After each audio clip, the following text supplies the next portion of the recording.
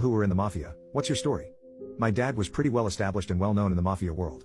Obviously, the whole mafia thing never crossed my mind as a kid. All of the stereotypical mobster people I saw were just family friends.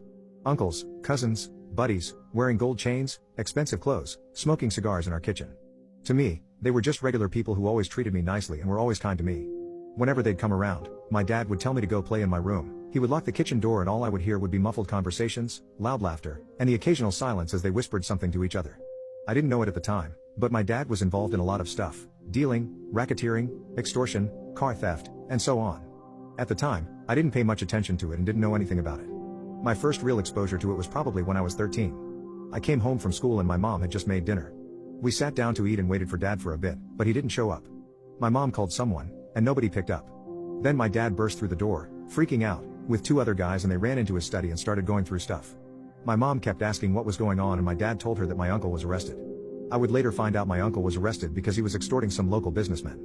The whole court process took a year and my uncle was eventually sentenced to 4 years in prison. They tried to make excuses, but over the years I just got more and more attuned to what was going on. I was friends with a few kids of other mobsters and some of them eventually broke it down for the rest of us because their parents were a lot more open to them about it because they were older. My parents desperately wanted me to stay out of it, but over the years I just got more and more exposed to it.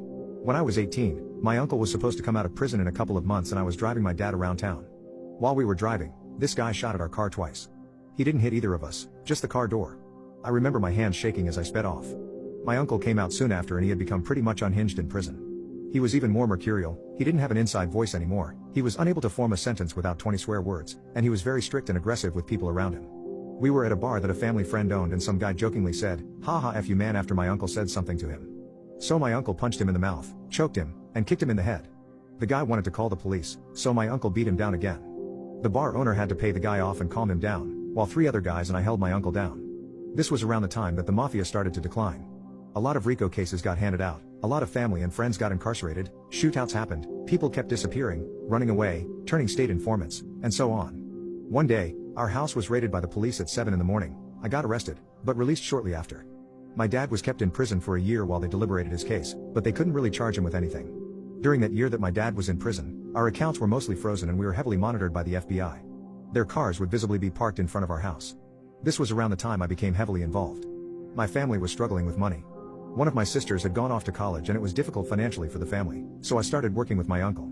There was no real initiation, but I did have to prove myself in a way. My uncle threw me into various jobs and scenarios where he wanted to see how I would react. It was fun for him. One night my uncle called me up in the middle of the night, and told me he had killed someone and needed me to help him get rid of it. I immediately got a bunch of equipment together and stood outside in the freezing cold waiting for him to drive up. He eventually did. He was insanely drunk and he looked panicked. We drove to a secluded area and he opened the trunk. He had ran over someone's garden gnome. He started laughing, then told me to drive him home because he was just too drunk to drive. I didn't find it funny, but he still tells that story when he's drunk to this day.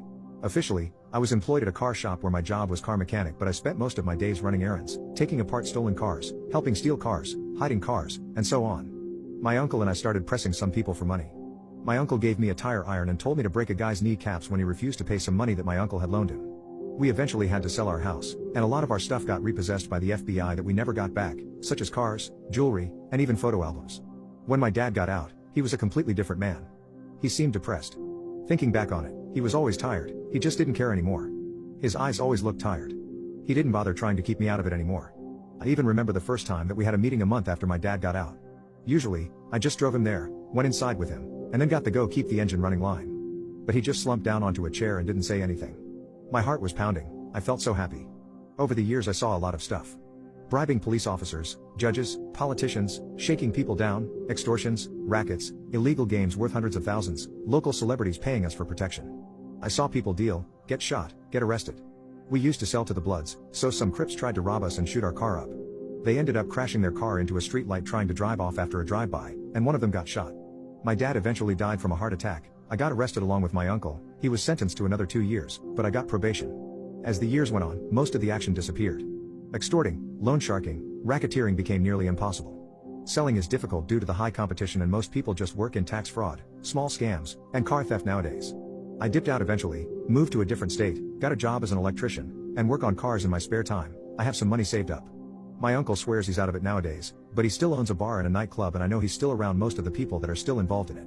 Either way, he's a made man so he's pretty safe no matter what happens. I'm 30 now, Pretty much with no accomplishments in my life, can't date women anymore because my trust in them has been shattered, don't have any kids, and probably never will now. I'm riddled with paranoia. When a car slows down next to me I freak out, when I hear something in my house I jump up. I can't sleep some nights.